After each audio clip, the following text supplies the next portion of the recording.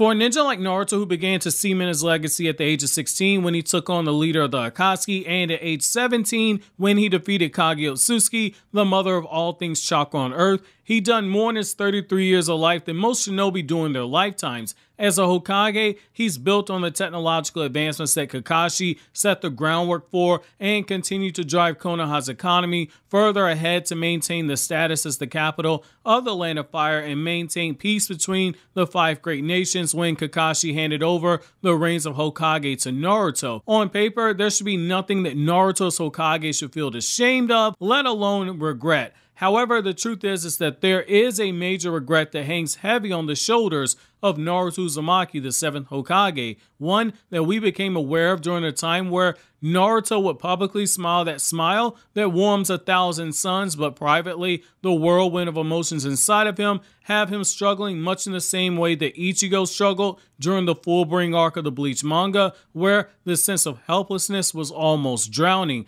In today's edition of Naruto Retsuden, we're going to go over what Naruto feels his biggest regret as 7th Hokage is. As previously stated, the information is given to us in the Naruto Retsuden story, Naruto Retsuden, the 7th Hokage and the Spiral of Destiny, which is set in the Boruto era. In the scene I'm going to share with you guys, Naruto has been stripped down to his most raw state that we've ever seen him at up to this point in the timeline, since he collapsed in exhaustion and in shame at not being able to maintain a shadow clone for Himawari's birthday, which when compared to what happens in this scene doesn't weigh nearly as hard on Naruto's soul as what we're about to go over now. Naruto had just spoken with Kurama, who warned him that the symptoms that Naruto had experienced were the very same ones that the Sage of Six Paths had felt when Hagoromo was terminally ill towards the end of his life. Simple tasks like training Boruto had resulted in Naruto having miniature heart attacks that Naruto had to clench his teeth to hide from Boruto before Naruto ran away from the training ground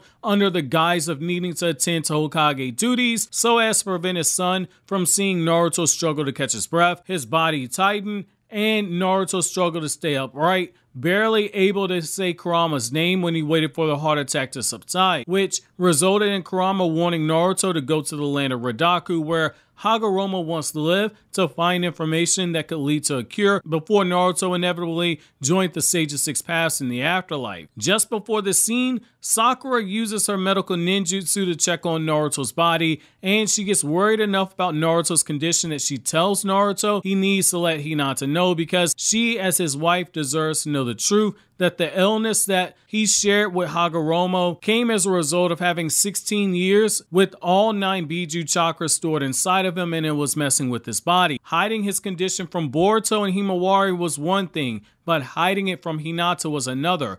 Regardless as to if Naruto feels like he's burdening Hinata with the truth, thinking that this can be avoided until he was certain there was no cure and that he would have no choice but to tell Hinata if that was the case, when Kakashi and Sasuke made preparations to go to Hagoromo's homeland to seek out that cure, which I've covered in the Kakashi Retsuden and Sasuke Retsuden playlist from start to finish, Naruto at first makes the argument that he's got to go alone himself, but Kakashi pulls rank, reminding him that as Hokage, he's the public face that needs to stay in the village, whereas Kakashi's now retired and can do whatever the hell he wants to do without suspicion, and Sasuke flat out tells Naruto that technically he's a prisoner who's on probation at the discretion of the Hokage, and that Sasuke is legally allowed to do whatever he wants as long as he doesn't cause trouble for Konoha. All of this is important because as we get to the moment where Naruto reveals his regrets as Hokage, you have to remember that each member of Team 7 has shut down Naruto for Naruto's own good, which is a testament to their strong bond. Kakashi for Naruto's position as Hokage,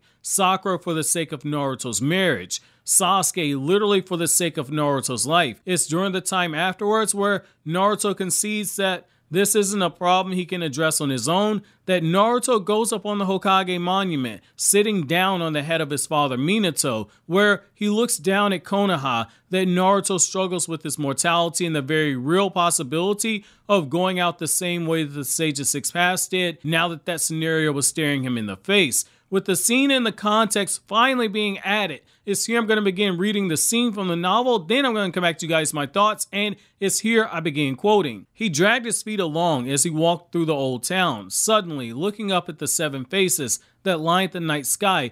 across the electric lines, the Stone Hokage. It had been a long time since he had taken a look at them. He went to get a change of scenery. Since he couldn't use his own chakra, he went up onto the rocks, climbing and sitting down. The stone image of his father's head and overlooked the old town. It was a modest view at night. There were sparse lights scattered throughout from the inside of people's homes. This little view was Naruto's own pride and joy, thinking about how there were people under each of the softly glowing lights, eating their meals, taking their baths, and so on. It made him happy.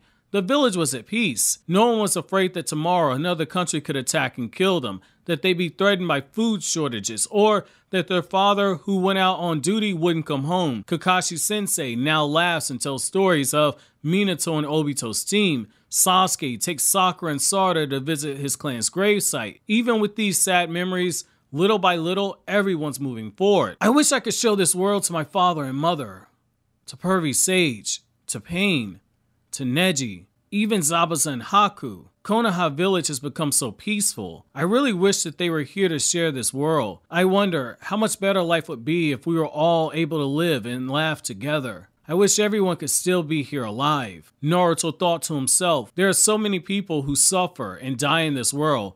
All Naruto could do was bring peace to his village. So he aimed at becoming the Hokage. Those who become Hokage, they're acknowledged by everyone. Naruto had always worked for the good of everyone else.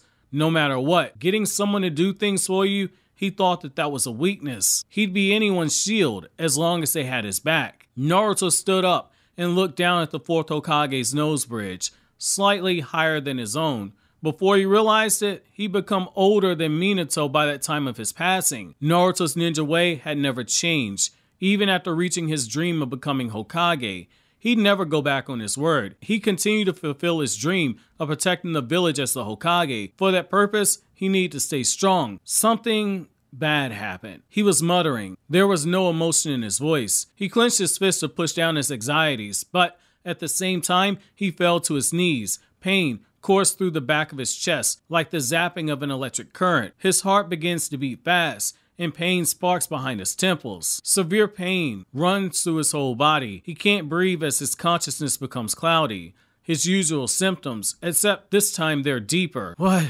This time is different, Naruto said, his limbs trembling as his back squeezes and convulses non-stop. It felt like all the moisture from his throat had been sucked dry. Every time he was about to lose consciousness, his pain pulls him right back in. Calm down, Naruto thought to himself. This is no different than usual. Endure this until there's a cure. As he warned himself, a pain struck his body from behind like an arrowhead. Naruto tried to scream, but his mouth opened, but there was no sound. His heartbeat rampaged on. His heart was hot enough to burn a hole through his body. His vision was painted red from the intense heat and pain. His chest twisted. His body so hot it felt like he was going to burst from the inside out. His consciousness jumped from his brain as he lost his breath. He fell from the stone face of the fourth Hokage. End quote. Now, what I love here about this moment is that Naruto ponders about his own mortality as this is happening while he's sitting on top of the head of his father's Hokage monument face. Naruto now realizes that he's older than Minato was when Minato died, which, as a reminder, Minato died at the age of 24, which means that Naruto is now 9 years older than his father was by this point in the timeline. His regret at not being able to show his parents this peaceful village state of not just the village but the continent itself, no one worrying about other villages invading, no one worrying about family members not coming home from missions.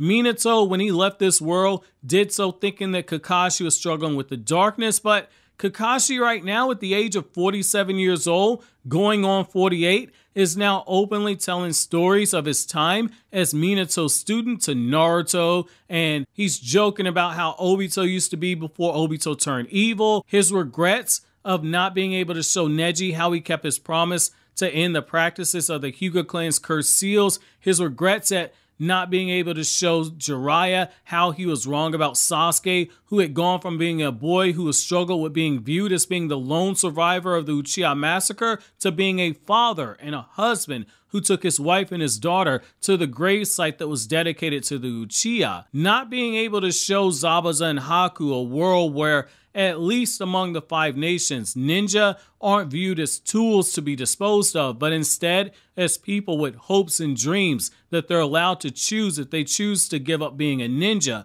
For Naruto, struggling with his own mortality right here and realizing that he created a world where so many people who he held dear to have loved to actually see it, but they can't because they're dead. He's now running close to not being able to secure that future and potentially backsliding the progress if he does, which is something that Kakashi tells Naruto early on in the novel, which is the same thing that Kurosuke said to Naruto in the Shikamaru Shinden novel, Morning Clouds, which I've covered here from start to finish on the channel, which is that peace is easy to maintain when Konoha is being viewed as being as unstoppable as it is. The villages don't want to fight, but they also know that no one in their right mind would challenge Konoha as long as Naruto and Sasuke are there. It's something that the feudal lords are also aware of. Whatever issues with the treaty they have, they grit their teeth and they bear it because Konoha in the Land of Fire is in the position to dictate the terms of the treaty among nations. While Naruto knows that none of the other Kage would go back on this treaty,